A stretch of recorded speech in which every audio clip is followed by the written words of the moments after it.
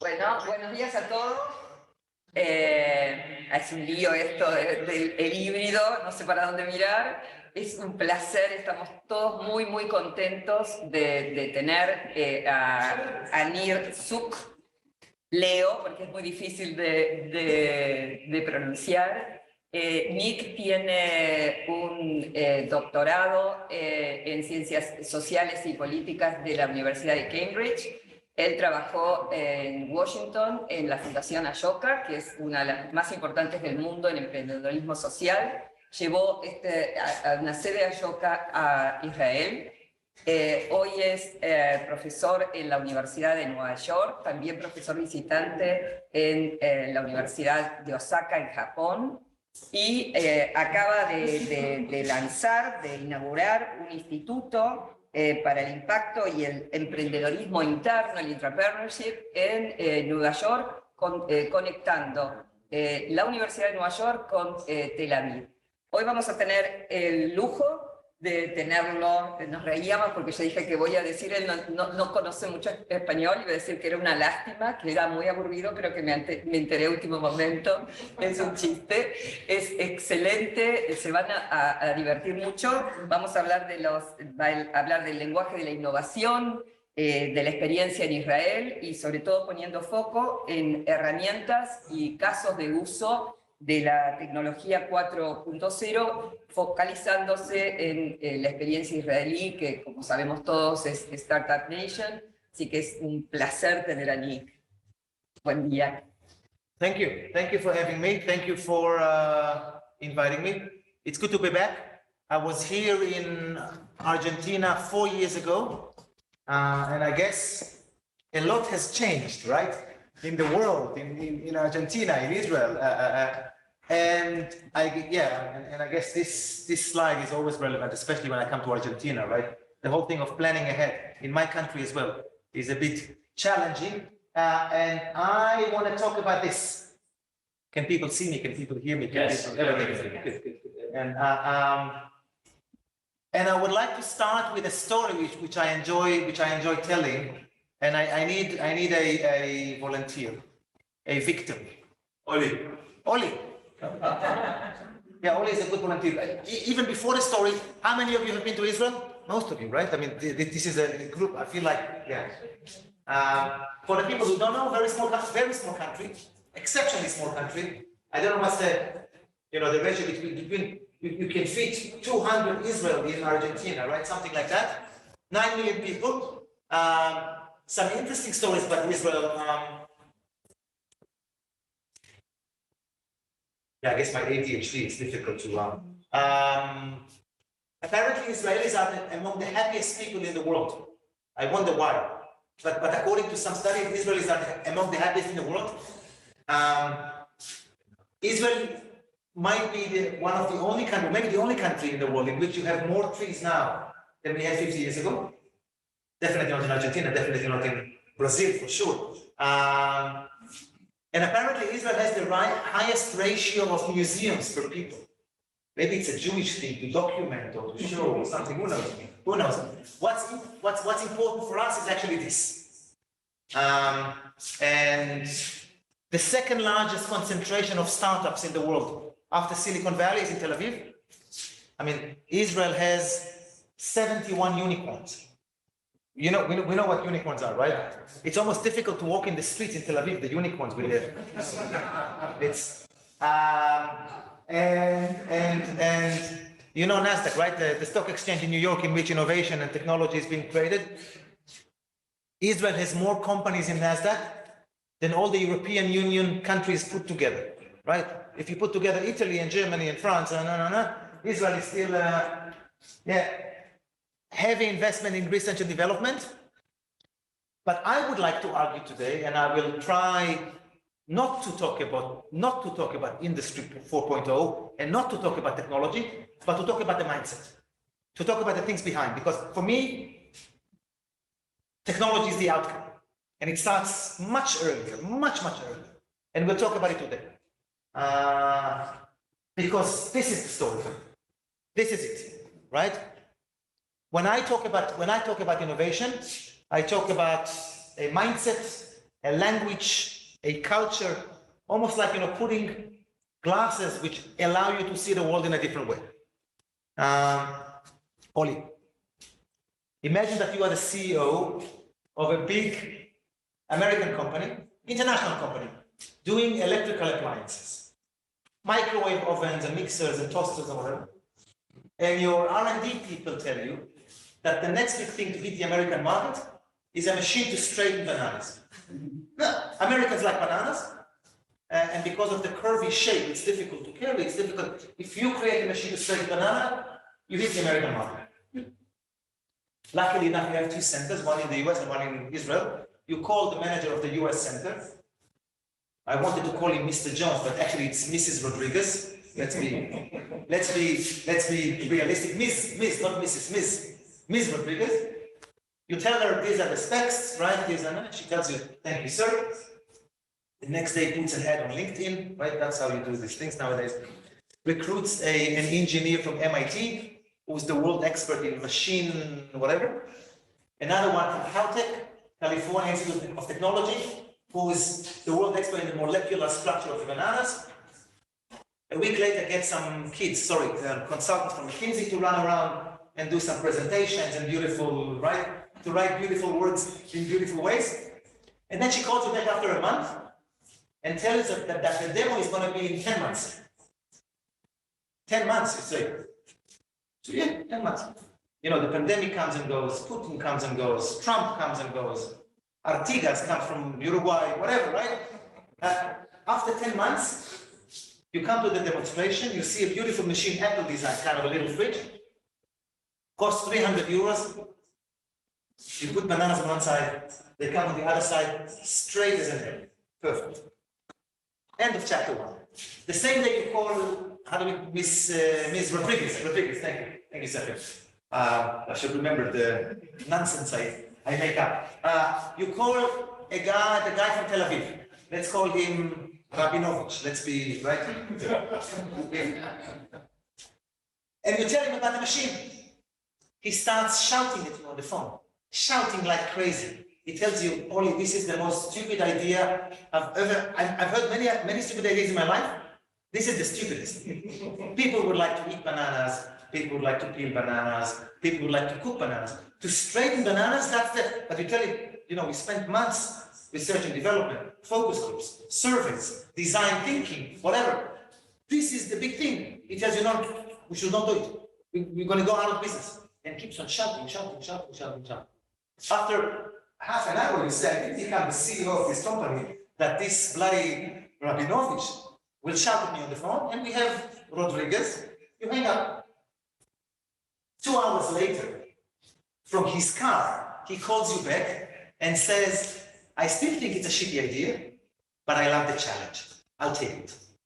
A minute later, he calls his friend from the kibbutz in the north of the country where they grow banana, and his friend Chaim from the army, who fixes tanks or whatever, calls you the next day and says that there's going to be a demo in a week. A week.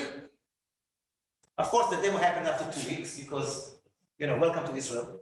And then you come to the demo and you see something in the middle of the room and you're not quite sure what you see. You're not quite sure what it is, right? It's like pieces of metal put together with masking tape and Fimo with springs coming out.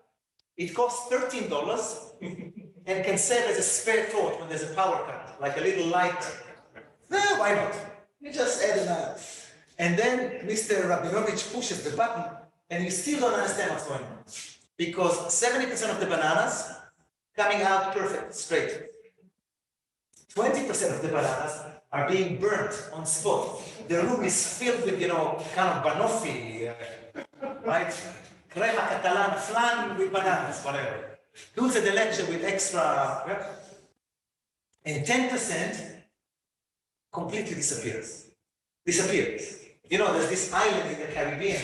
When you lose your umbrella, or you lose your pen, or you lose your sock, it goes up. Now they have a rain of bananas coming from the. You ask him, Rabinovich, what's going on? And he says, first of all, you ask for a machine to straighten bananas. not all the bananas. Some of them are defected, and it was a bad idea to begin with. Now, this story is a joke, but it's not. It's not. How many of you know the website called Quora, right? There's a website in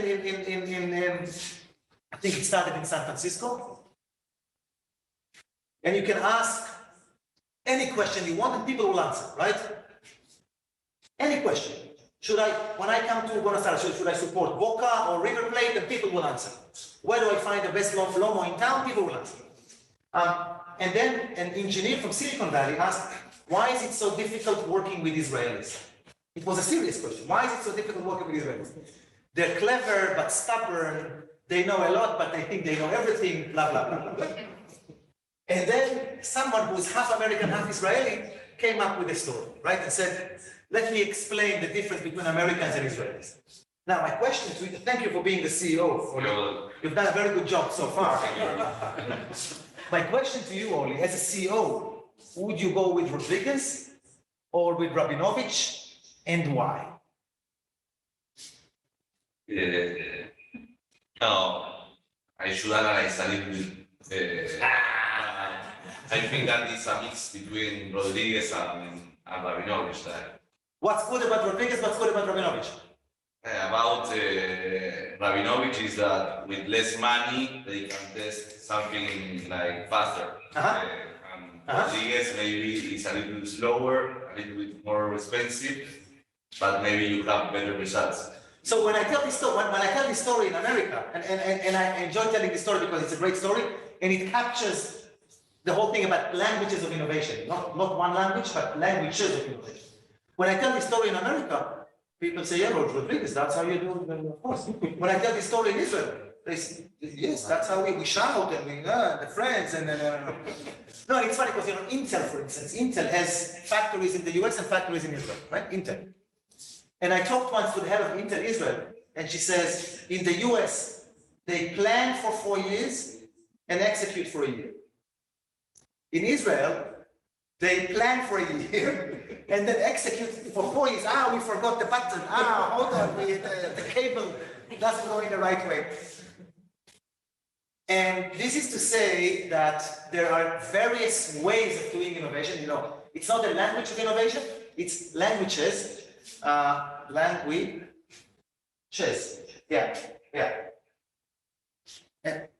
as I was introduced, I teach innovation in Japan as well. I'm a visiting professor of entrepreneurship in Osaka University. Is Japan an innovative country or not? It is. At the same time, when I came to teach in Japan, one of my Japanese colleagues told me, you're crazy. How you teach innovation, entrepreneurship, disruption in a country in which the main pillars of society are hierarchy, harmony, tradition, and obedience. This is it. Hierarchy, harmony, tradition, and obedience. Is hierarchy good for innovation? Probably not. Is harmony good for innovation? We're trying to break the harmony, right? The whole thing, we want to say something. Is tradition good for innovation? Is obedience good for innovation? And yet, they do innovation in Japan. How do they do innovation in Japan? Because they have harmony. So the harmony helps innovation. Let's do a little kind of a thingy and create innovation. No, the thing is, for instance, we talk about Israel as a startup nation, right? And for me, I almost joke that the revolution has gone too far in Israel. In Tel Aviv, every 12-year-old kid is the founder, CEO, chairman of the board, president of a wannabe unicorn, right? Which solves a problem which exists only in his head. Has no products, but already a beautiful website and a slogan and exit and all that stuff, right? In Israel, it's all about startups. Now, startups are those small companies which say, I'm going to reinvent insurance. I'm going to remake banking. In Japan, to say like this is against the religion. Who are you that will change the hierarchy, the harmony, the tradition, and the obedience? So in Japan, all the innovation happens in-house. In-house. Each company has a huge innovation department. Toshiba, Toyota, huge, and they do innovation in a more hierarchical, in a more harmonious way. So I usually say that, Tesla could have never been invented in Japan, of course not. But once Tesla is there, there's a good chance that Toyota could take every part, make it better, and create a better car. So again, does it work? Hello? Hello? Hello?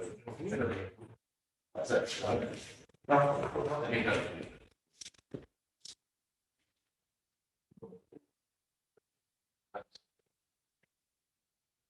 Yeah. Is it gonna work? Whatever. Where do I push? I push here. Fantastic. So what I want to do this morning, and I want to do it very briefly, because technology 4.0. Of course. What would Rabinovich do? Break everything and go and have fun and on the fire. This should be exactly it. Instead of what Jesus would do, what Rabinovich would do. Exactly. I like this list. So what I want to do this morning is, and I'm committing a crime on it, right? I'm condensing a course which I teach for a year to an hour. I want to talk about the language of innovation, and I want to mention some elements which I think make Israel slightly better in innovation than other nations. And I think there's a lot of things we can learn from Argentina. But if there's one thing Argentina could learn from Israel, is about this: what would Rabinovich do? And again, we're not saying that Rabinovich is the best, but in a crazy world of changes, you need more kind of a Rabinovich mindset, and we will talk about it in a minute. I think let's talk about definitions, because definitions are important, right? And I'm an academic, we deal with definitions all the time. For me, it's almost like a spectrum, a continuum. On one side, innovation is just improvement, doing the same things a bit better. In the middle, here, you have entrepreneurship, which is an impossible word to spell it in English or to spell it in Spanish. How do you? Thank God the speller was invented before the word entrepreneurship was, right? Entrepreneurship. Isabel, how are you? Entrepreneurship is about either doing new things or creating new solutions for old problems. That's my best definition for entrepreneurship: creating new solutions for old problems. It has nothing to do with technology or business. It can be science, but also education and welfare and government. Creating new solutions for old problems. And the other end of the spectrum is disruption. Disruption is not only making new things, but making new things that will make the old things completely irrelevant. Completely irrelevant. And I would like to argue, I can send you the presentation, Mr. President. I can sell you for only $9.99. It's a special price for UIA members. Another way of looking at it is this, right? And again, talking about adaptive innovation, transfer innovation, and transformative innovation. And I would like to argue that in normal times, these are not normal times, in case you didn't realize. Let me tell you, I came here to tell you that, good morning, these are not normal times, right? In normal times, disruption is the queen of innovation. Disruption is the king, or the queen, right? Disruption. What was the disruption made by Apple? Quickly? Smart have everything in a phone. Yeah, no, smartphone was not created by Apple, but the way they did it disrupted the whole thing, everything in that. iTunes, people tend to forget digitalization of the music. Huge revolution, huge. Apple, right? Again, they didn't start it, but they did the disruption. Amazon's disruption, quickly. Amazon? E-commerce. You remember, there are people old enough in this room to remember how everything started, right? What did they sell first? Amazon? Books. And when it started in '95, I thought, how can you buy books online, right? You need to feel it, you need to smell it. Now they sell Anything. literally everything. Self-care. No, the funny thing is, I went to Seattle. They opened a bookstore.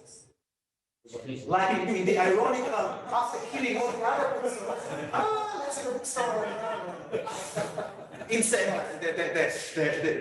the cruel sense of humor of Jeff Bezos, right?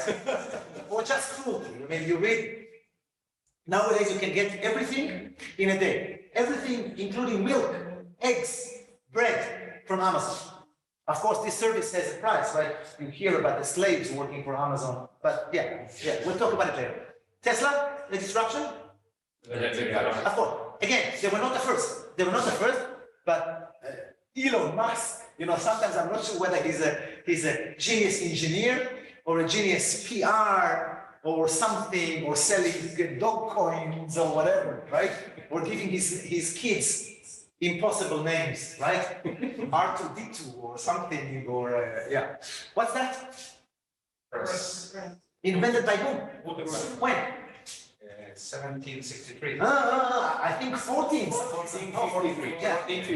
You lost 300 years in the bills ago. What was the disruption? Democratization of the books, of the knowledge. Of knowledge, of language, of letters, of... Before that, what happened? Only the priest and the pope and the church had access, and kings and rich people. So you would have those monks in the monasteries in the morning doing beer or champagne, and in the I hope that not in the morning doing books, because otherwise the books are all right, copying books. Probably this disruption is bigger than all the other disruptions put together. Knowledge, letters, religion, nationality, everything. Unbelievable, unbelievable. Again, disruption in normal times. We will talk about what happens now. In normal time, this is the queen of innovation. I want to continue in my language of innovation. Failure. We know that failure is important. When we educate people, failure is important. In entrepreneurship, even more so. According to statistics, assuming you trust statistics, it's becoming more and more difficult to trust statistics nowadays. Entrepreneurs who fail on the first attempt has 5 times higher chances to succeed next time, which makes sense. You come to the world with this product. It doesn't work. You learn something about yourself. You learn something about the product. You learn something about the world. Hopefully, you do it better. And I have a friend in the high-tech business in Israel who keeps on talking about the importance of failure. He said, sometimes I win, sometimes I learn. Sometimes I win, sometimes I learn. And more and more people talk about the importance of failing fast and cheap. It's good to fail. Make sure you do it quickly, right? You came out with the wrong product. You have the option of continuing, improving, investing money or time, or cutting your losses and moving on. Failing fast and cheap. When I talk about my short-lived marriage nowadays, I got divorced after 2 years, right? Failing fast and cheap. Cheap. With a drink I brought you, we can sit tonight and cry and exchange stories, Alejandro, right? Yeah. Failing fast and cheap. No, this is jokes aside. Super important. At best, it looks like this. This is a good picture, right? That's the happy end. Because more often than not, this part doesn't exist. It's like this, right? But the whole thing of failing and trying and experimenting is crucial. That's one thing. Another thing is this. Optimism. If you're not an optimist, don't be in this business. Now, I would like to say, if you're not an optimist, don't live in this country. But that's, maybe I should, or if you are, whatever. But if you're not an optimist, optimism is about, yes, I believe that a better world is possible. A better product is possible. A better human being is possible. A better government, well, maybe not. But it's about the mindset. It really is about the mindset, right? Shimon Peres, the Israeli president, politician, many years, he was also kind of an entrepreneur. He said that optimists and pessimists die the same way, but they live a very different life. Very different life. So again, without this optimism, you cannot be in this business, or in education, or in many other businesses. And you know, the joke is this. The problem is that nowadays, you know, negative is the new, because of the pandemic, negative is the new positive. So maybe we should have more negative people around us because, yeah, I just called my parents yesterday and they got COVID for the first time now, back in Israel. Let's see. Another important thing in which Israel is fantastic, for me, innovation is the art of combination. Yeah, Apollo, this is my bad sense of humor. And you know, we talked about the smartphone, right? When this was invented 15 years ago, nothing here was new. Nothing was new. Touchscreen existed, camera existed, but something about the combination or the gestalt, right, as they call it, made a new thing. I want to tell you an incredible story which I heard 2 months ago. Israel, and I should be politically correct, is in an interesting neighborhood of the world, right? We have challenging neighbors. Let's call it challenging neighbors. You think that your neighbors are challenging, you know nothing about the. And we try to somehow separate between us and the neighbors. So what we do in the West Bank, we build a wall. There's a wall between Israel and Palestine.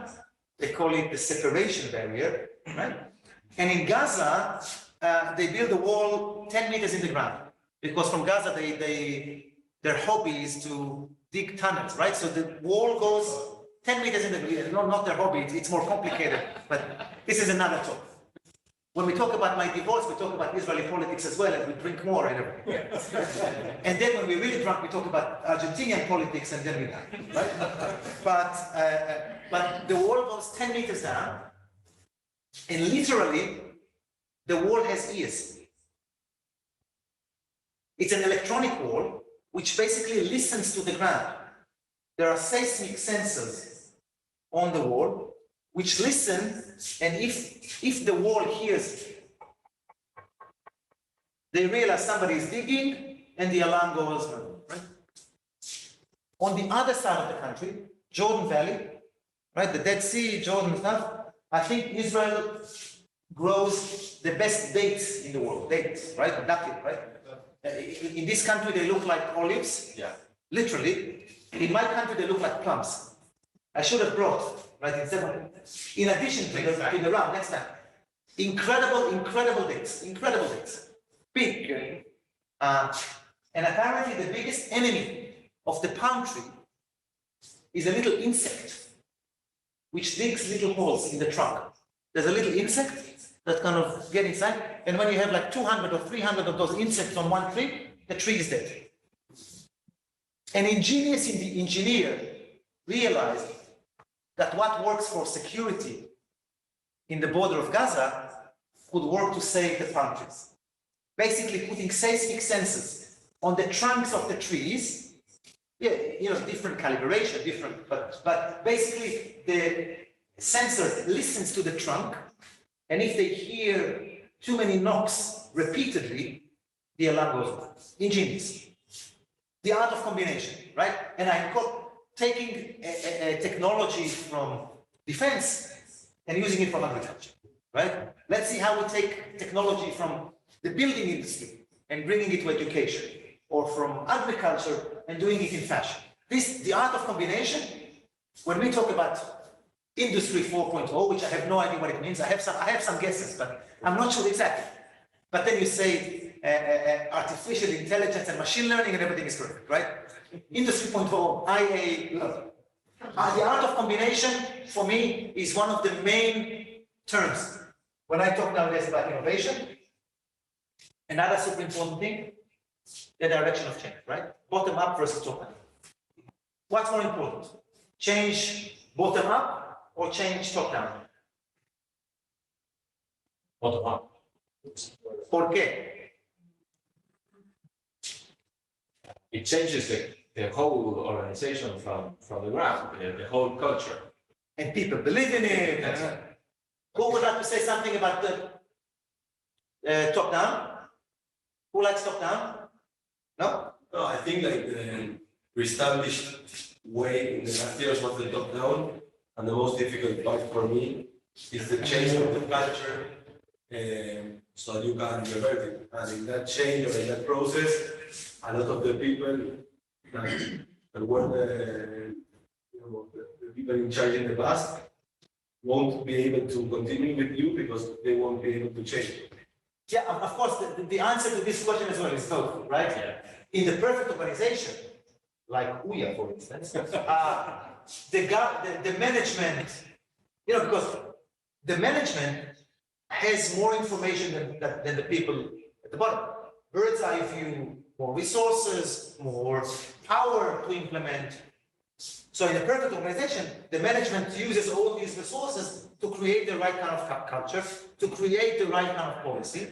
And the people at the bottom feel empowered enough, entrepreneurial enough, heard to enough, and they create, because more often than not, they know what the real problems are, and they would know what the real solutions are.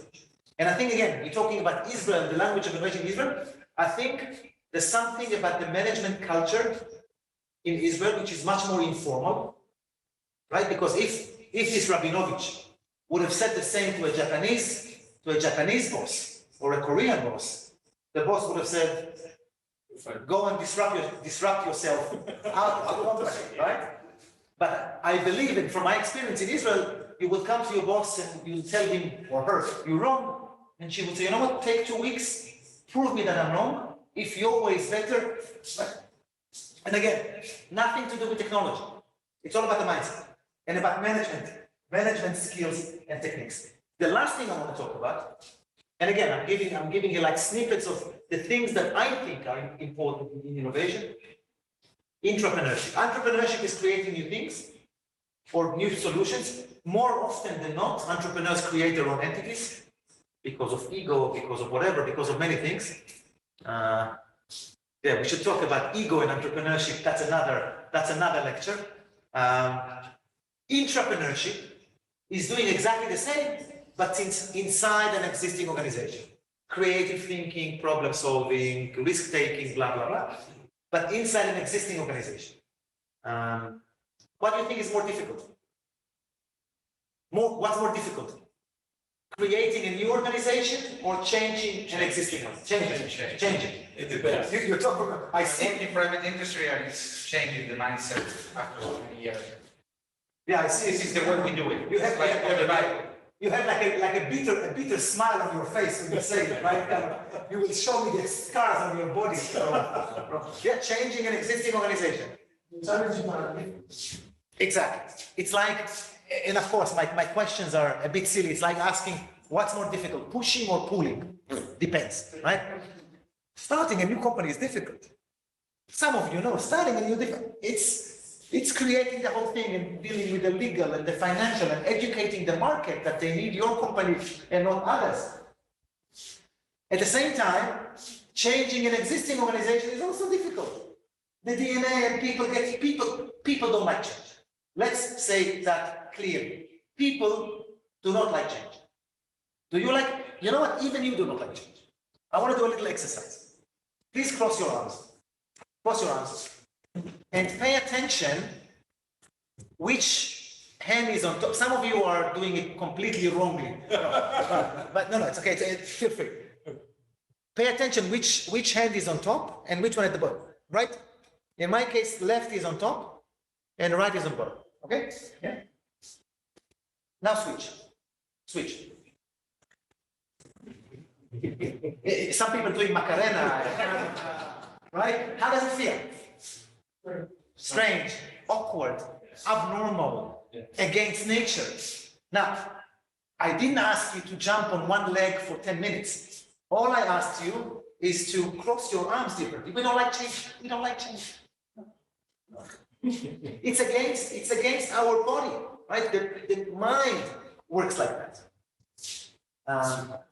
And that's why changing organizations from the inside is so difficult. But I've been in the innovation business for the last 25 years. Entrepreneurship might be more important than entrepreneurship. We have enough new structures, we don't need new ones. Changing existing ones. Why to create a new school if we can change an existing one? It might be much more difficult, but probably much more rewarding. So again, I've been talking about entrepreneurship a lot nowadays, and I want to skip this. Another little, what's happening here? What is happening here? No, it's go, huh? What? Wait a minute. The thing is going out of business. Technology. Many people ask me about, and you know, I was introduced, the difference between social entrepreneurship and business entrepreneurship. I don't think there's a big difference. I do not. I think the main two differences are how you set your goals and how you measure success. All the other things are the same. Risk, you know. But when we talk about change, let's see if I manage to move in the right direction now. People don't like change. Organizations do not like change. Nobody likes change. But sometimes things are changing and you have to change yourself, right? And I don't know what happened here in the last 2 years, but yeah, the world is changing. It's fantastic for my business, right? No, first it almost killed my business, but we will talk about it. Yeah, I had to. 2 years from now, we wouldn't have you on Zoom. Yeah. No, you know, my main business, what I do for NYU is this. And then when COVID came, I said, fuck, what do I do? No, innovation, entrepreneurship, how do I save my business? How do I save my institute? But the nice thing about it, so let's talk a bit about this kind of crisis, because I have good news and bad news. The good news is it sounds like the COVID thing is almost over. It will come, it will go. The bad news is that when COVID is done, we have the monkeypox. And if not the monkeypox, we have the war in Ukraine. And if not war in Ukraine, climate change, which will never go, right? And all that stuff. So crisis is here to stay. And when talking about COVID, I want to give some examples of what the crisis that does to us. And again, COVID, but not only COVID. Life has always been uncertain. And again, especially in your country, especially in my country, now even more so. The level of uncertainty is crazy, right? I don't know whether I'll be able to travel or not. I don't know what will happen tomorrow. I don't even know what's happening today. The level of uncertainty is crazy. Together with this, lack of leadership. And again, I don't have to tell people in this country, I don't have to tell people in my country about lack of leadership. And again, without getting into politics, we saw that the pandemic showed us what kind of leaders we had. Interestingly, countries led by women were doing much better. Germany, Sweden, New Zealand, something about feminine leadership. Yeah. But you know, I'm a political scientist. I did my BA, MA, too many degrees in political science, and there is a contract between the citizen and the government. I will give you some of my freedom, some of my money, and you will protect me from an enemy from outside, enemy from inside. If you do not protect me, why do I need you? It's another conversation.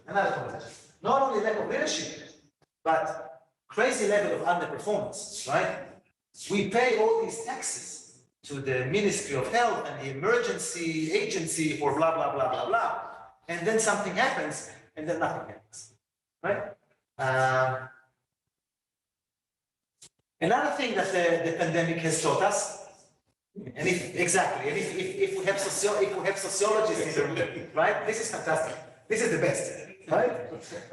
So it used to be that for your existence, you need food, and then security, and then friends, and then recognition, and then creativity. Now, without Wi-Fi, I came here, you know, my cellular, my mobile internet doesn't work. I came here, the first thing I was looking for was the Wi-Fi. What is the Wi-Fi, right? I asked Sergio, and Sebastian, what is the Wi-Fi? Give me the Wi-Fi, and it didn't work. Yeah. And then even before back, right? You know, people talking about digital transformation, right? Apparently, what happened in the last 2 years is equal to what could have happened in at least 10 years in normal times, right? Because once people go digital, they don't go back. Once you have electricity in your house, you don't say, oh, let's do candles, this is nice, right? You move on. The best example is my mother. My mother, and of course, I have to talk about my mother, right? This is yeah. Otherwise, she wouldn't let me back home. So my mother, she goes and buys her vegetables in the market, right? She talks to the apples, she makes loves to the tomatoes, whatever, right? When I saw my mother doing shopping online, because she had no choice, I realized this is it, right? My mother doing all these things, this is crazy. And it's getting worse and worse, or better and better, right?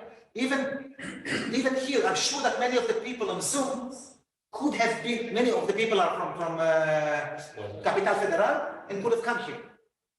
But Zoom makes everything easier. The whole hybrid thing makes your life better or worse or whatever. One big problem of this online everything, too much information. And not only information, everybody's becoming an expert, right? When it was the pandemic, people were talking about the different vaccinations and what do you do Pfizer or Moderna? Oh, Moderna is not that good. Johnson & Johnson was copying from the Sputnik. What do you know? What do you know? But now, everybody's becoming a Russian strategist in Ukraine, right? They talk, because I read on Twitter or on Facebook or something, too much information. You know what? Not even that. When the pandemic started, Sweden was doing things different. Sweden, right? And I read articles in the New York Times, in the Guardian, in Washington Post, in Haaretz, which is my newspaper, in Israel. It was not only different analysis, different data. Too much, who can you trust? And the result is this.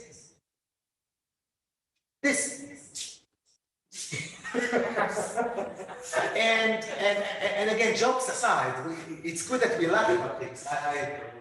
In case you realize, I'm a big believer in humor because I don't have a sense of humor. Anxiety is part of the game. The boyfriend of my brother, I have two younger brothers.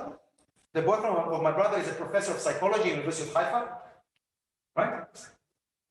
Who said your wife was born in Haifa, right, Sebastian? Yeah. So, and he's a psychology professor in Haifa, and he says people who are not a bit anxious nowadays are not normal.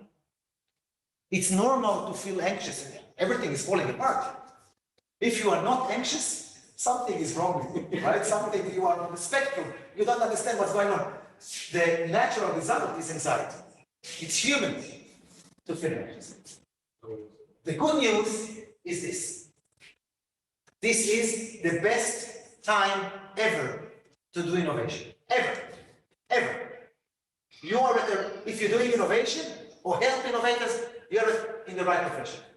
Winston Churchill said, we shouldn't waste a good crisis. And there are so many crises, and all these crises need solutions. And we can do that, right? However, innovation now looks very different. We talked about normal times, Steve Jobs and Elon Musk and whatever. Nowadays, we don't need more disruption. Disruption is here.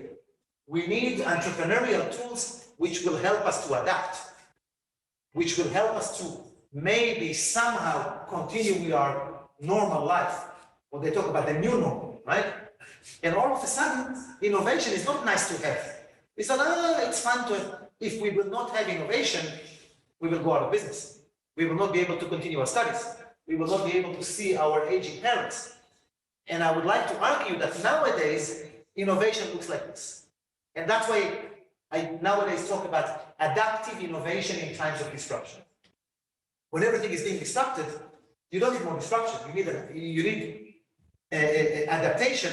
And all of a sudden, all of us, we shouldn't be entrepreneurs, but we should know something about entrepreneurship and know entrepreneurial tools in order to adapt and do all these things, right? Definitely adaptive, definitely reactive, definitely Rabinovich, right? This is Rabinovich. We don't have to, yeah.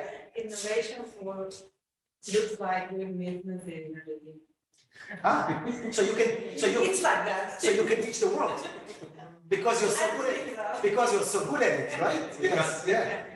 No, it's not only doing business, it's living in Argentina, looks No, like. like doing business in here. Yeah. Like, I told him all the story with the dollar, or if you import, you export. No. We stuck on the failing part, that's the problem. We cannot reach the other side of the slide.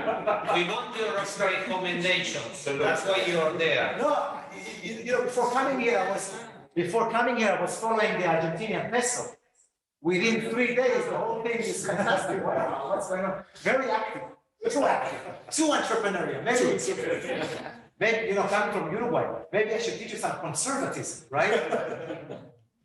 You know, I spent the last week in Uruguay, and people were complaining, yeah, we are too conservative.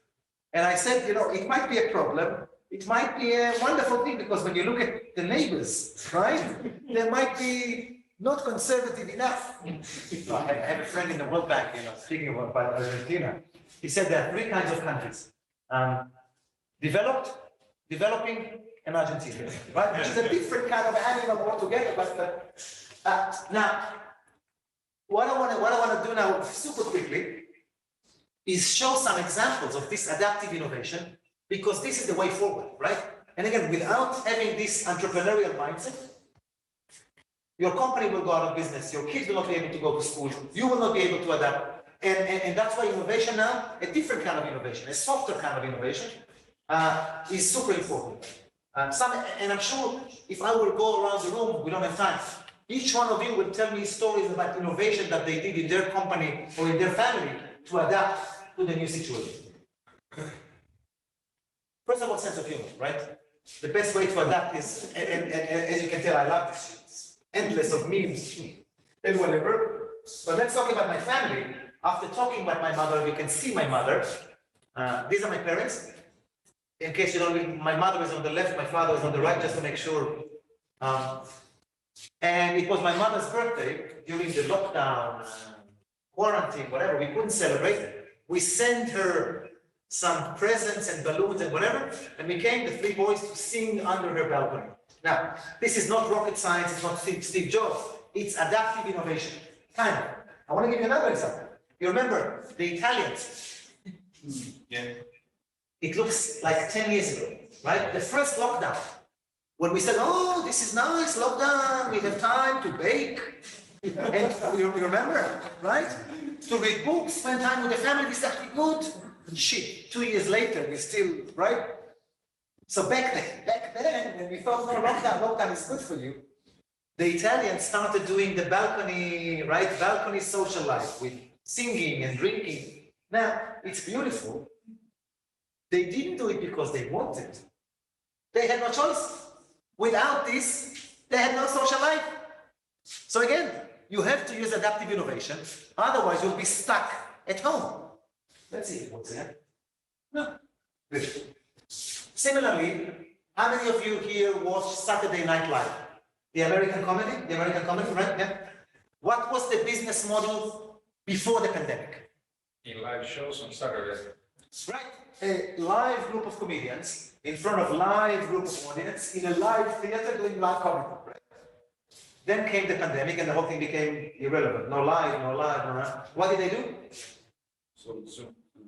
They kind of, each one recorded himself or herself, and somebody edited, and it became much more popular than before. Now, again, they didn't do it because they wanted.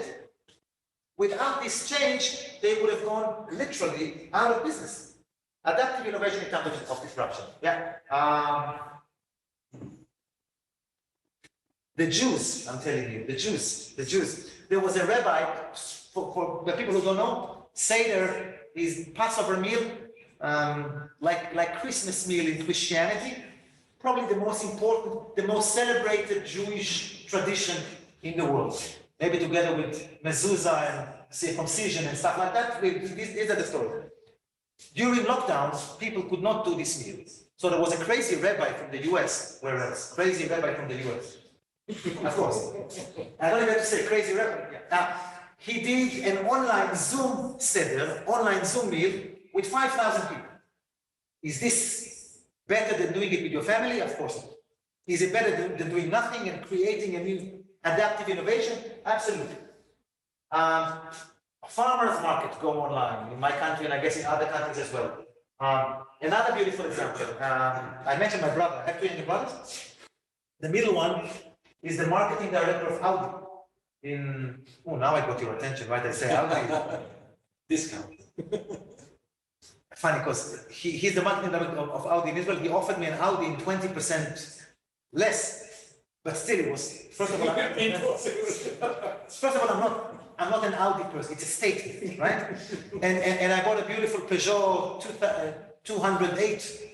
Even after the 20%, it was much cheaper, and it's a fantastic car. Anyway, when the pandemic started in Germany, there was a shortage of ventilators, breathing machines in the German market. And they realized that the engine of the wipers is the right engine for ventilators. They converted over a week an assembly line, and Audi started producing ventilators. Were these the best, most beautiful, most sophisticated ventilators? Of course not, but it worked. And all of a sudden, Audi was doing it. They did it for a month. When the shortage was over, they converted the whole thing back. If this is not adaptive innovation in times of disruption, what is? You see it also in the field of carpentry. People buy in order to test. That's how they test for COVID in my country, right? Look at the funny sleeves and the funny stool and the whole thing. Again, adaptive innovation. It's incredible. I don't know what happened in Buenos Aires, but you see what happens to cities overnight. At the beginning of the pandemic, less and less cars came to the city, and they converted some of the lanes either for bike or for restaurants, or right. All it takes, this is adaptive innovation at its best. All it takes is someone from the city to think about it the night before. You send the person with the spray and the shablona and the whatever, and if it works, you leave it like this. It doesn't work. You send the next morning, exactly, quick and dirty, agile. Here it took 2 years. Huh? Here it took 2 years Yeah. to make the city for bikes. No, it will be ready for the next pandemic. This is planning ahead. You think that people here are slow. People here are ahead of the curve, seeing the future. Be nice to your country, be nice, especially with foreigners. Incredible story from Israel. Again, I try to talk generally, but also bring stories from Israel. There was a group of young people who were connected via an app. During the pandemic, they realized that they can use the same network in order to help old people living in the buildings, right? So again, your Hebrew is not good enough, but you will have to trust me. It says, changing a light bulb to Rosa, giving computer training to Sarah, taking Rina to the clinic, taking Moshe to buy medications. You take an existing network, and all of a sudden, it doesn't, the beautiful thing, it doesn't cost anything. It's not about resources, it's about thinking, right? All of a sudden, you take an existing network, and from a network of fun for young people, it's a network still of fun for young people and help for the elderly. Beautiful. I think the nicest thing, and again, we will not talk about the Argentinian government, but it's nice to see what the pandemic is doing to governments, right? Because all of a sudden, capitalism, and we are all capitalists or social capitalists, you realize that capitalism needs some help. And you realize that the virus doesn't stop at the border of the rich people, right? So again, all these changes, my feeling is, yeah, because crisis and innovation go together, has always went together. And I guess the last cataclysmic event which influenced the world like this was probably World War II, right? And horrible things happening. We know horrible things happening in World War II, but also wonderful. I mean, of course, technology, right? Missiles and airplanes, radar. By the way, you know how the microwave oven was invented? Manhattan Project. They were studying long-range communications, and the chief scientists have a chocolate bar on the fan. And when they turn it on, the radar the chocolate started to melt. Yeah, all of you all have microwave ovens at home, right? At home. All of you have little radars in your house, right? And yeah, but the nice thing is that I would like to argue that probably the biggest contribution to feminism happened in World War II. The biggest push toward feminism happened in World War II. Men were in the front, right? Men were fighting. Also, many women were fighting, right? But when the men were in the front, the women were kindly asked to come and work in the factories, right? Of course. And when the war was over, no one could say, well, thank you very much, you should go back home now. I think in German they say that the role of the woman is KKK. Kinder, Kuche, Kirche. Kids, church, kitchen, right? No one would say, you go back to the kitchen and then start the whole thing of, anything you can do, we can do better. Voice, employment, democracy, and stuff like that. It would be interesting, etc., to meet back here in 10 years' time. Now it's too close. We're talking about working from home, not working from home. I'm sure there will be significant social changes that will change everything. But this is to say that those changes are actually good, especially when we have no clue what the future will look like. Right, again, one of the jokes is, until 2 years ago, we thought we know what the future would look like in 10 years' time. Now the future looks completely different. And if you look at this, I charted 4 different scenarios. V, right, we bounce. U is slightly more pessimistic. L is very pessimistic. And maybe W is more pessimistic. Because again, unfortunately, the crises are here to stay. It's going to be crisis, right? Who was it? Another Greek philosopher who said, the only constant is change, but the pace of change is accelerating all the time. And again, I don't know, especially in this country, and in my country.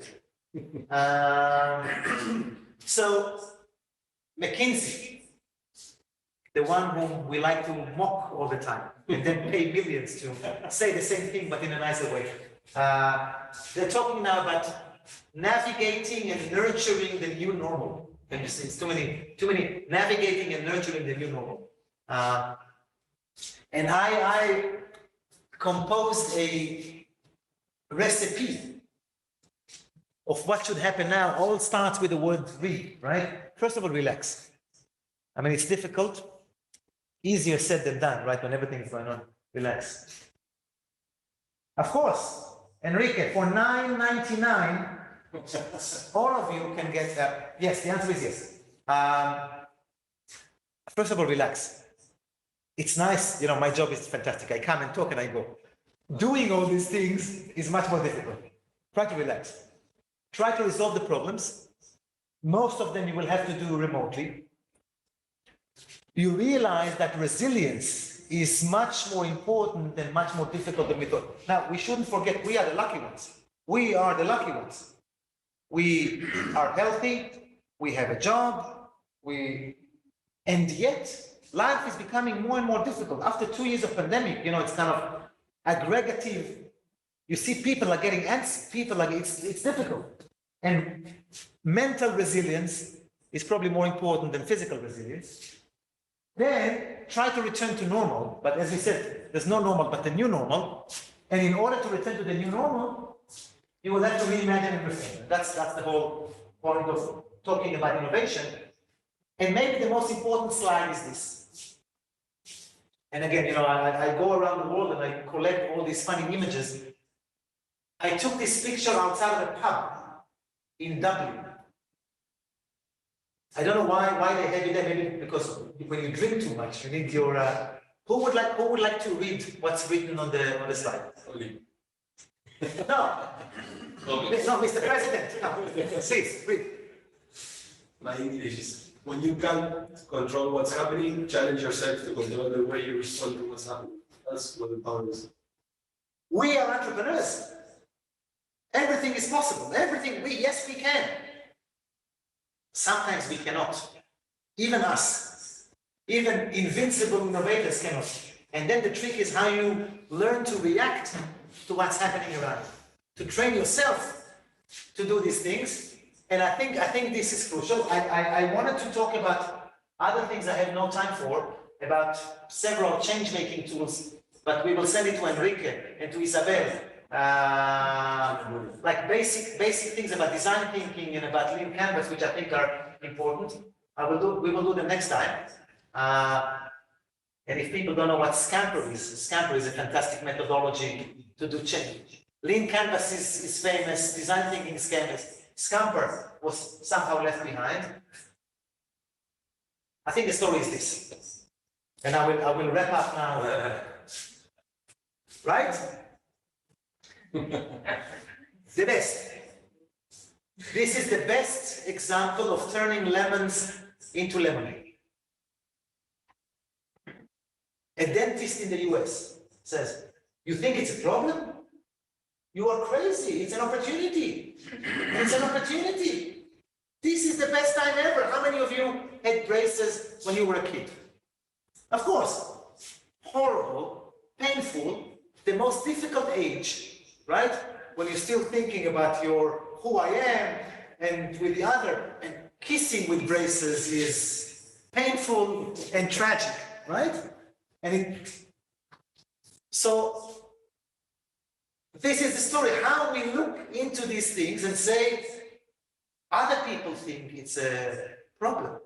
This is actually the best opportunity ever. By the way, during the pandemic, a sharp decline in sales of lipsticks, of course. An incredible rise in the sale of eyeliners and shades, right? And in doing braces, right? So maybe these dentists want the masks to come back.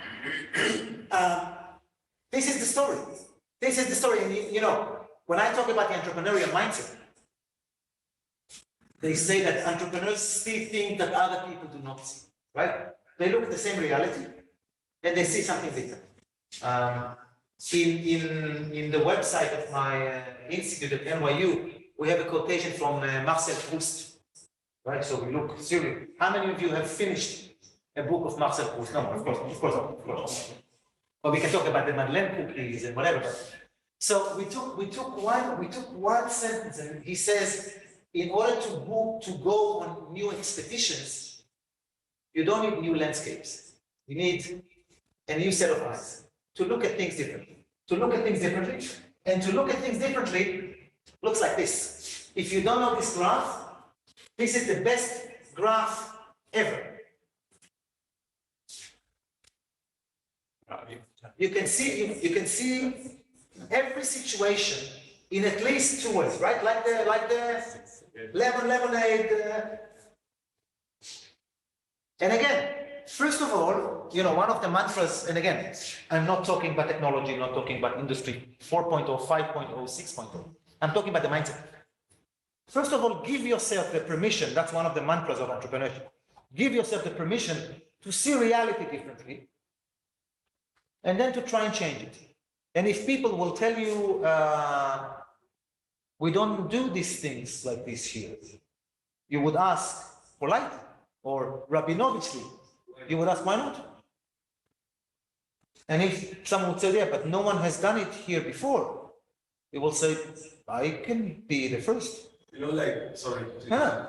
For example, my first work in my company, that is a traditional company, was that like the people that are working the day-to-day, acostumbran el ojo. I don't know how to say it, but they used to measure by the eye. No, like they think, for example, they see that the chairs are wrongly placed, and they are so used to it that they don't change it.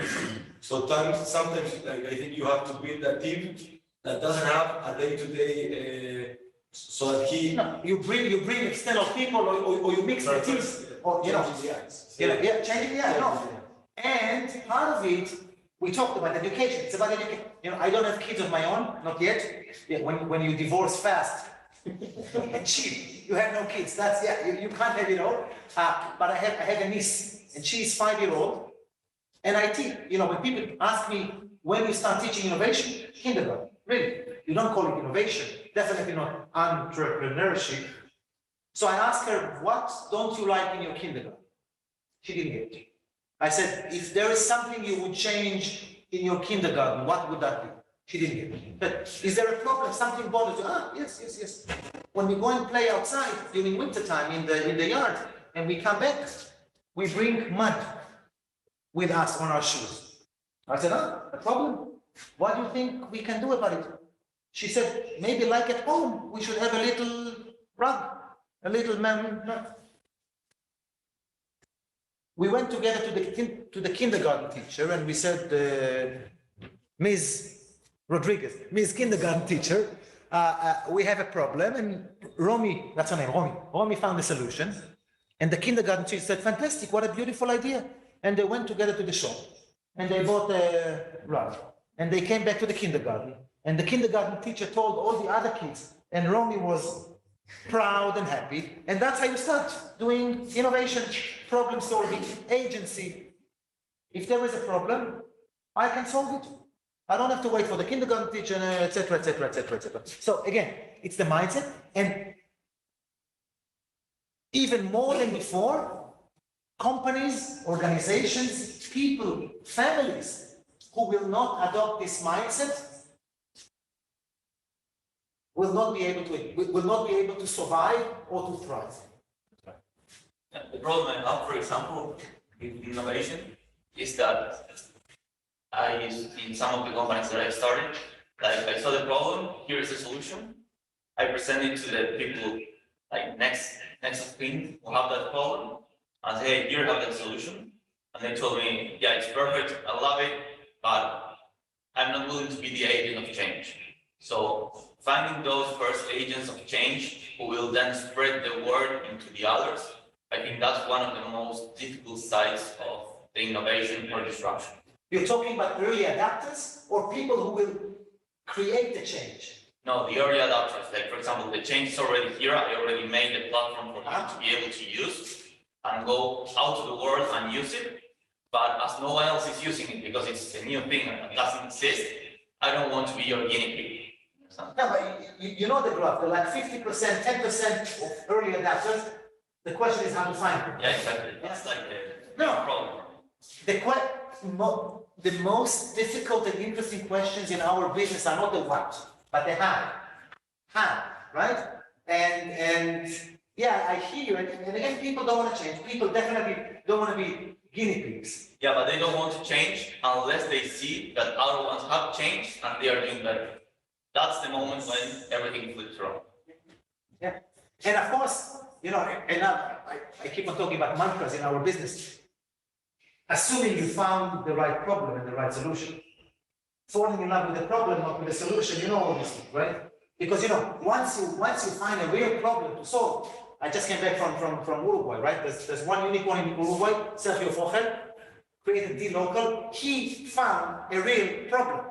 This is such a big problem, you know, local payments for global companies, serious problem. This is a problem. And he was clever enough or stubborn enough after many failures, right? Sergio started many businesses. He found a real problem, a world problem, and he found a good solution. But again, you start with the problem or start with the why and all these little things. Dalit Ronen, who was the former ambassador, Of course. I'm here because of her. Yeah, okay. She told us that before coming here and to Uruguay, she worked for the ministry in a department where they studied and they solved, they found solutions to problems that didn't exist yet. So they invented problems, new problems, and they found the solutions. I think that is in the Israeli mindset. Tick, tack, tack, tack. So that you are very muy entrenado. Trained. Yeah. Trained. You are very, very trained to do tack, tack, tack. Not whatever.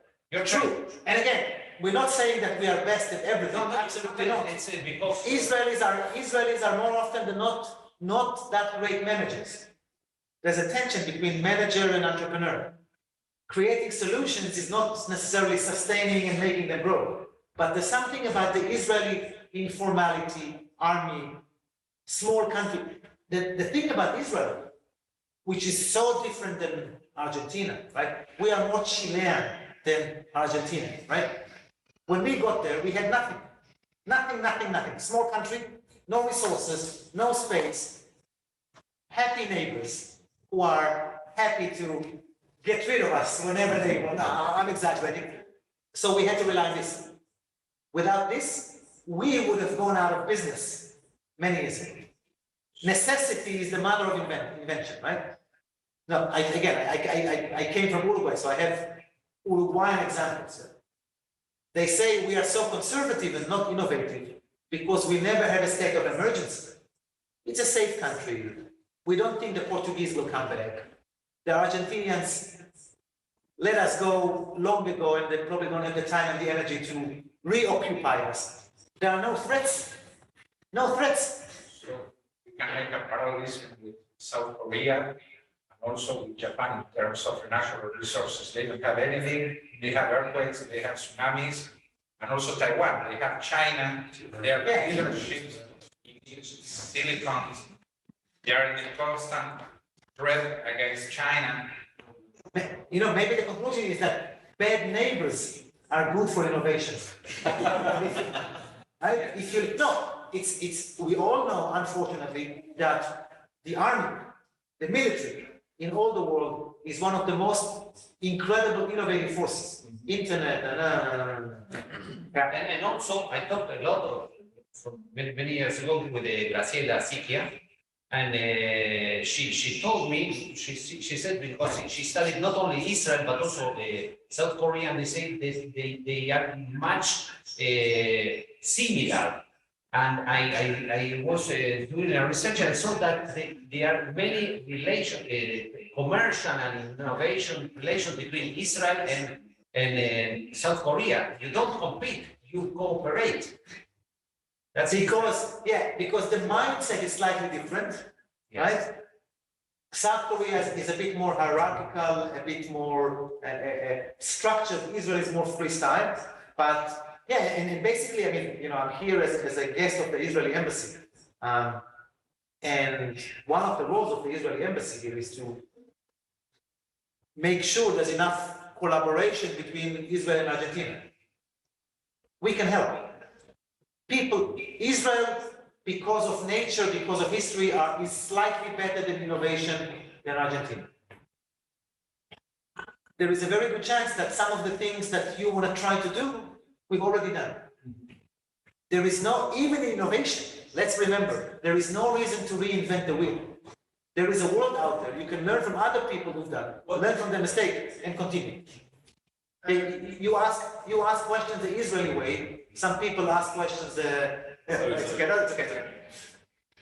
I'm not against technology. I have a comment and a question. You started with the mindset and on definition. I remember reading the advice with startup. He defined a startup. I don't remember the word exactly, but I remember clearly saying this is an Argentinian SME. Every team in Argentina has to deal with a lot of uncertainty. He stressed the uncertainty. Company, an organization of people working in uncertainty. In Argentina, we are always in uncertainty. So, my question is, do you think that we lack ambition to reach to innovation? Because we have the part where we deal with uncertainty all the time, and we innovate all the time. This is vodka, right? So I believe we have a lot of answers and dealing with uncertainty, and we innovate a lot of times, but what I think we lack is taking to create value. I have to admit, what is your name? You. I have to admit, I don't know enough about Argentina, so I don't know about the Argentinian mindset. But it might be, you know, again, something about emergency or threat. Even if you don't innovate in Argentina, things will be more or less okay. you will always probably have food. You will always probably have somewhere to live, even if it's in a hacienda, right? You go to Jujuy and you live there, right? Nothing is existentially threatened. Another thing is about education. So one thing is about the existential threat, which I think will never be here. I'm guessing, I don't know enough about Argentina, right? Another thing is about education. There's something about education in Israel, and maybe even Jewish education, I don't know, about this questioning all the time, right? It goes back to learning the Talmud and the Bible. You question all the time. Why the reality is this and not different? It can be really annoying, super annoying, but it can be really helpful, right? So I think the combination of the conditions and education, and of course, when you see all the people around you doing entrepreneurship, you want to do entrepreneurship too. Maybe I might be the only person in Tel Aviv who doesn't have a startup, right? I'm kind of left behind. I'm too lazy, too Argentinian. Have I answered somehow? We're not lazy. What? No, we're not lazy. You're not. It's a difficult country, but we're optimistic. No, I was saying that there's a name, I don't really remember the name, that is, and when you have a lot of resources, like it's an advantage and a disadvantage. What's the name? You remember? Eso que vos hablaste, hay un nombre económico, que la teoría de esos países que tienen mucho y por tener mucho se desarrollan poco. Sí, la enfermedad holandesa. La enfermedad de La maldición, the curse of natural resources theory he's referring to. Yeah, we have the internal discussion. We have to export only commodities, or we have to develop ourselves. No, the problem of affluence. You have too much, and then. But it's strange because most of our immigration partners in the last 100 years are from Europe. I'm from a Jewish family, but I'm married with an Italian family, and they don't have the same. My mother-in-law, my mother. When you open the pantry, 200 cases of tomatoes, 100 pieces of, it's everything, they suffer a lot, you know, for the Second World War. And we have European roots that I don't know how they don't end up appreciating everything we have here. You know, you have to stock just in case. A Jewish family and Italian family, they do the same. Because the Germans are coming in 2 weeks. If the Germans are coming, I can survive in my house for 2 months and throw tomato cans on the German soldiers. You live alone, but you need 100 cans of tomatoes, just in case. Well, but now a similar thing is starting happening here without a war, but a war of inflation. You just start stocking because or you can't sell or you don't know if you're going to be able to buy tomorrow. Related to his questions, we have become accustomed to inflation. We maybe unconsciously we believe this will also pass. And so No, used to the crisis. and again, let's talk a bit about stability and government. Even to innovate, you need some kind of certainty, some kind of stability. If they tell you the market is going to fluctuate 10 times until I finish my business, maybe I should not do my business. And the role of government in supporting innovation, and that's another case of Israel, right? I'm a social democrat, and I believe that governments are important, right? Important for health, important for education, important for food, important for housing, some kind of creating the right kind of safety net, right? I mean, free market is fantastic, but even Adam Smith knows that free market is different.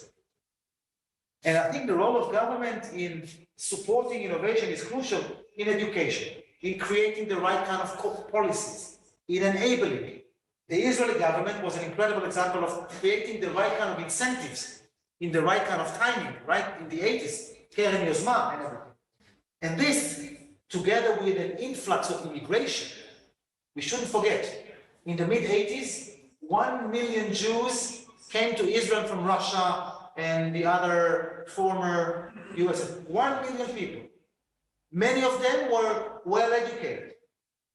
Engineers. I mean, many of them were engineers for things we don't have in Israel. They came snow engineers, forest engineers, mine engineers, but still the right kind of mindset and the combination of talented population, right?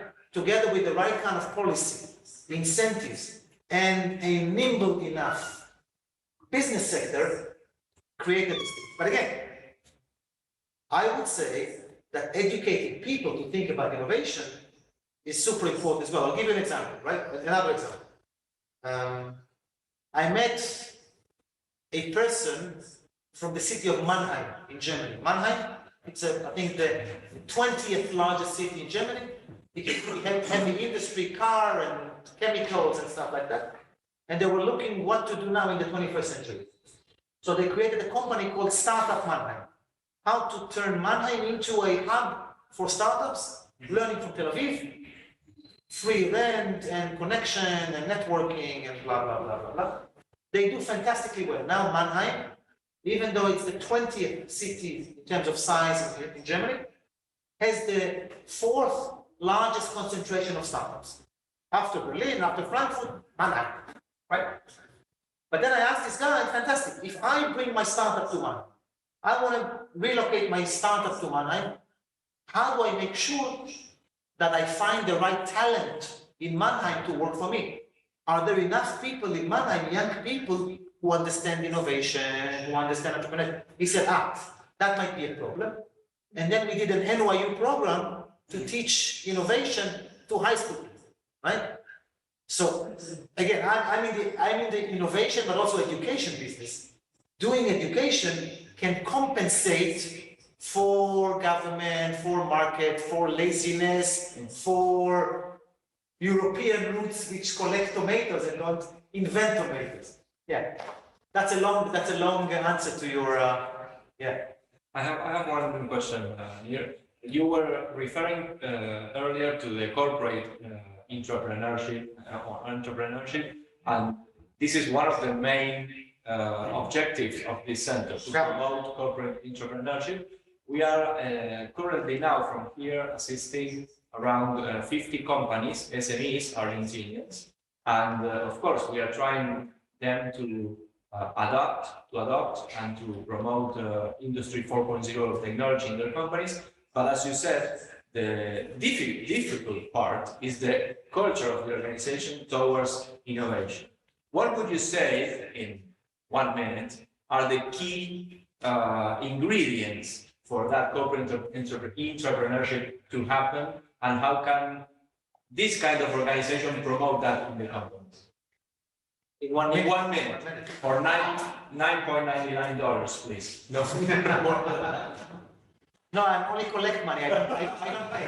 You didn't get it. So this is the wrong side. No, there are many. Again, I think there's even a lovely paper by Accenture about entrepreneurship and how to implement it. And if not Accenture, it's Deloitte or EY or all the other people we should mention, right?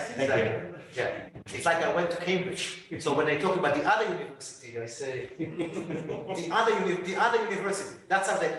It's funny because in Cambridge they talk about the other place. They call it the other place, like Harry Potter, right?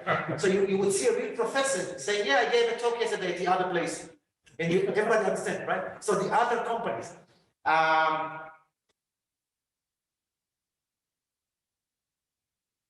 I would start.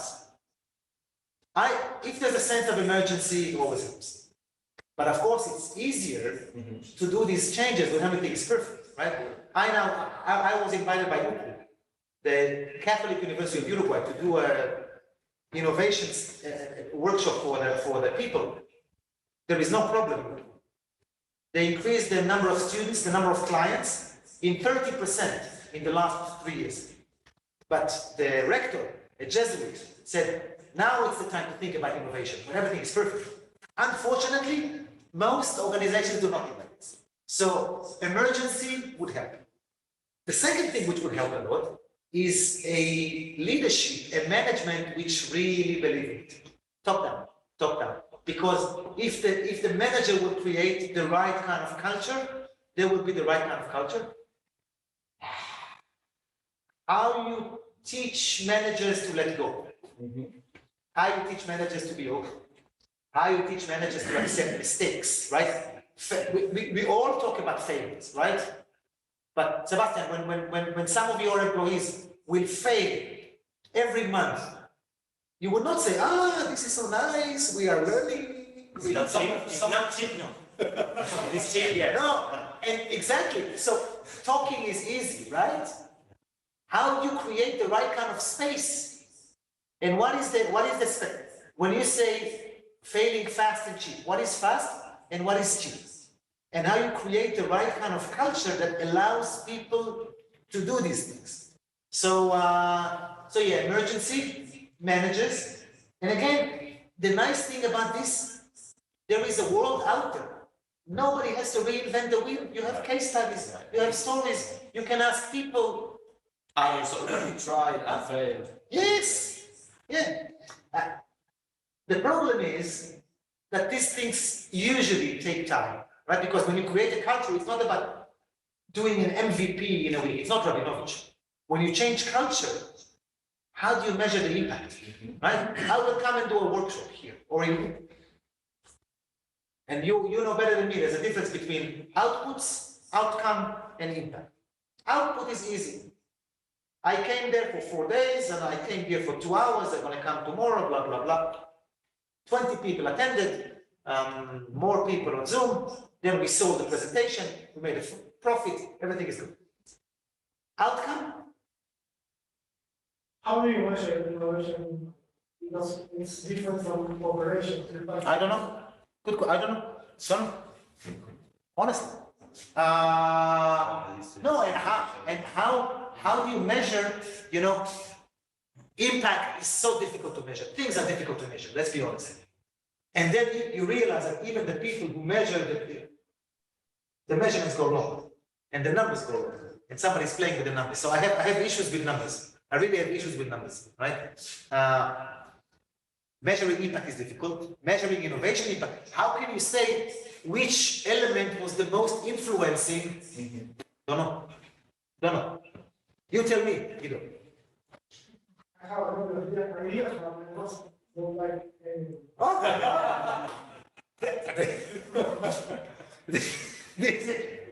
As we say, QED, right? This is it, right? The end of the what's the translation? Quest est demonstrandum, right? When you do in geometry, when you try to prove that a triangle has 3 angles, and in the end you say QED, right? This is it.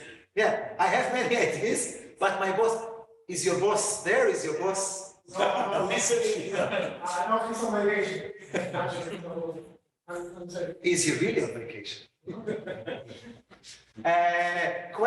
More questions, more something. Anybody on the Zoom? Turn on mic. Prendan los micrófonos y pueden intervenir los que quieran hacer preguntas. Creo que he dicho público.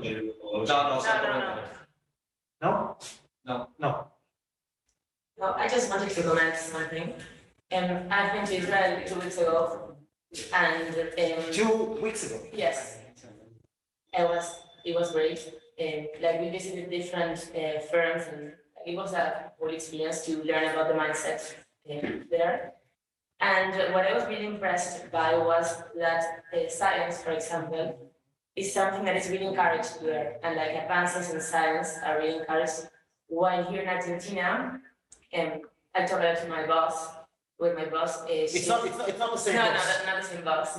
No, and she's great. I will not say anything like. She's the best boss ever. No, yes, not really. And she's a scientist, and she always tells me how when they learn about science, about like different careers in science, what they teach you is like your goal is only to give the world more knowledge. Like if you want to make money with that, it's like Wrong. yes, it's like a sin. So it comes with what you said as how education has a really big role in this, because if they tell you that if you make money, you will not be seen well by your colleagues, then it's like it doesn't incentivate, it doesn't encourage you to do it. So What is your name? Josefina. Again, mindset. Still, we should not forget money is important. Resources are important. I was a guest of the Israeli embassy in Croatia, 2 months ago. And I don't know the figures about Argentina. Israel invests 4.5% of the GDP in R&D, right? 4.5% in the gross domestic product in research and development. In Croatia, it's less than 1. What are the numbers in Argentina? Less than 1. Okay. Much less than that. Still less, yeah. Even promille is less than 1, right? It's about the money, it's about the statement, it's about planning ahead, it's about many things. And again, don't get me wrong, it's like, we tell these stories here, Israel is perfect, everything is fantastic, absolutely not. Serious problems, serious demographic problems, serious equality problems, serious problems. But yet in innovation, we learn something earlier than others, and we can help. And that's why we thought that bringing me here today, talking about innovation in general, but also giving some Israeli perspectives would at least help you to spend a nice hour and a half talking about fun stuff. Thank you. Yes.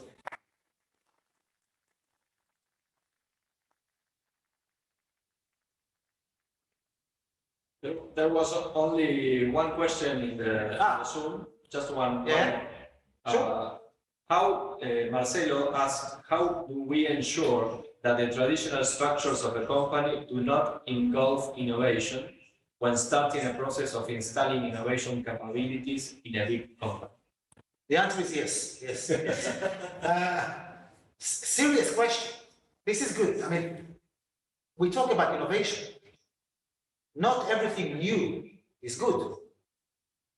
But we celebrate innovation. As they say, if it ain't broken, don't fix it. Some old things are good.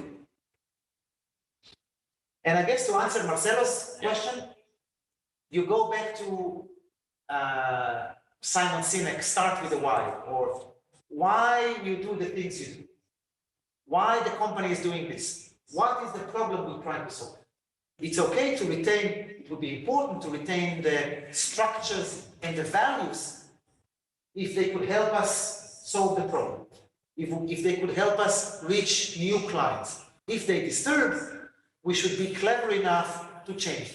But structures and values and all these things are tools.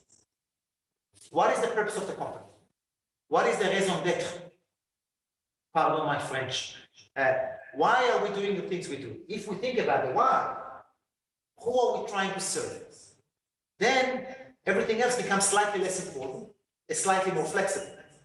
But again, structures are important. And constant change is also, sometimes I say in Israel, too many changes too often.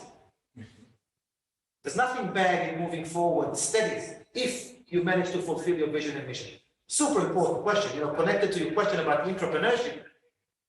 And again, sitting here and talking is easy, right? How do you balance the need for stability and the need for change, right? How do you make sure that you recruit all your employees to do this change? Because employees, people, right? If you change everything every morning, you will be doing this department, you will do this department, they would leave. Maybe it's good because then you get new employees, cheaper, younger. Good questions. Thank you. Enough. Join us for the picture. Definitely. And you took some pictures too, huh? Sí, todos los pictures. So let me put my jacket on.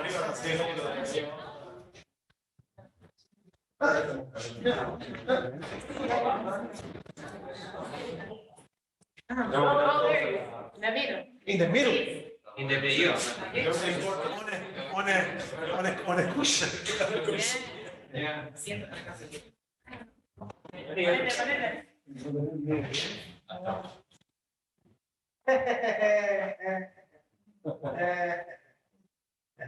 Lisa sale. Sí. ¿Son 5?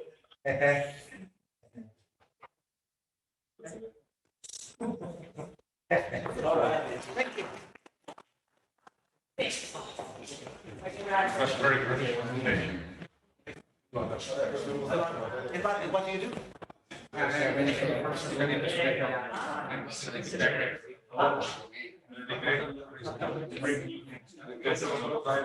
Yeah.